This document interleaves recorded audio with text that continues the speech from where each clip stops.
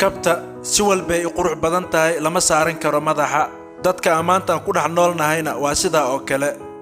waxaad arkaysaa mararka qaar qof aa wanaajisay wanaagiisa aad ka talisay asnad kullu goynaayo waxaad arkaysaa qof dantaada dantiisa aad ka hormarsiisay asna ku maleeyo doqon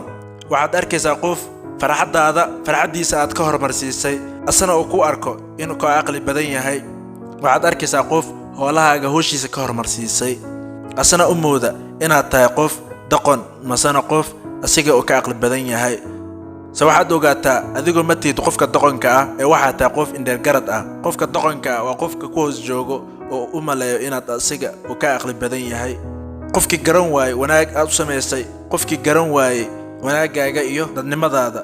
laakiin saaxiib maanta wixii ka bilaabo waxaad samaysaa badal noloshaada wanaagyadii hore aad dadka u sameey jirtay ku badal inaad nafsadaada ku wanaajisid maanta wixii ka bilowda u kac hiigsiga noloshaada maanta wixii ka bilowda noqo qof nafsadiisa horumarsada maanta wixii ka bilowda qofnimadaada iyo dadnimadaada dareensi qof walba u arkay inaad adiga tahay qof doqon ah dareensi inaad adiga ahayn qofka doqonka aad ahayd qof naxariis badan qalbi wanaagsan insaannimada iyo dadnimadana wax ka yaqaana bulshada maanta ku dhax noolnahay ayaa ah bulsho aan dareen lahayn bulsho aan dadka u arxan falin bulsho aan dadka farxadooda iyo dhibaatadooda aan kala aqoonin dadka maanta jira 95% waxay yihiin dad danaystayaal ah fiirsanaya dantooda ka fiirsanaya arrimahooda qaaska ah danahooda muhiimka ah walaalkaygiiyo dareensi awoodda adiga ku qarsoon ciirso riyadaada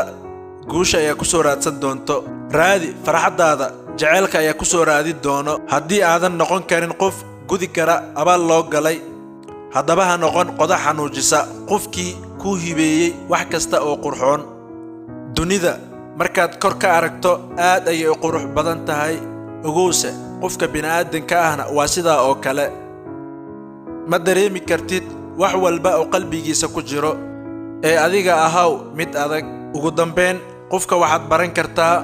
marka aad safar wada gashaan ee dani isku keen xidha ee wax idinka dhaxeeyaan ama guri aad wada degtaan iyo markaad isku deegaan noqotaan si walba noloshaada duruufo ugu hareeraysan tahay maalin maalmaha ka mid ah waad guulaysan doontaa waalidiintaadana way kugu farxi doonaan insha Allah. Assalaamu calaykum wa rahmatullaahi wa barakaatuh.